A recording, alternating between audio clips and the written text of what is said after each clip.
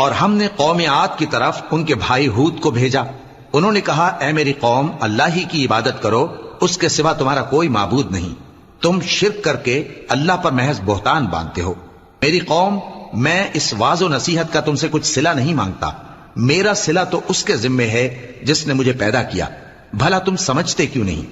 اور اے قوم، اپنے پروردگار سے بخشش مانگو، پھر اس کے آگے توبہ کرو.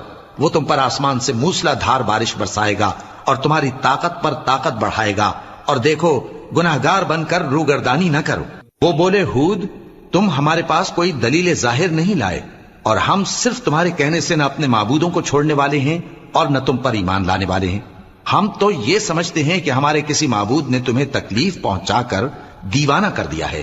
انہوں نے کہا کہ میں اللہ کو گواہ کرتا ہوں اور تم بھی گواہ رہو کہ جن کو تم اللہ کا شریک بناتے ہو میں ان سے بیزار ہوں.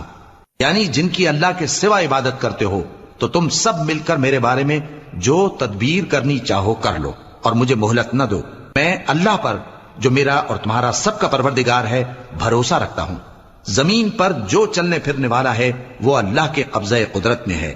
بے شک میرا پروردگار سیدھے رستے پر ہے. اب اگر تم روگردانی کرو گے تو جو پیغام میرے ذریعے تمہاری طرف بھیجا گیا ہے وہ میں نے تمہیں پہنچا دیا ہے، اور میرا پروردگار تمہاری جگہ اور لوگوں کو لا بسائے گا، اور تم اللہ کا کچھ بھی نہیں بگاڑ سکو گے. میرا پروردگار تو ہر چیز پر نگہبان ہے. اور جب ہمارا حکم عذاب آ پہنچا تو ہم نے ہود کو اور جو لوگ ان کے ساتھ ایمان لائے تھے ان کو اپنی مہربانی سے بچا لیا اور انہیں عذاب شدید سے نجات دی. یہ وہی قوم عاد ہے جس نے اللہ کی نشانیوں سے انکار کیا اور اس کے پیغمبروں کی نافرمانی کی اور ہر سرکش و متکبر کا کہا مانا.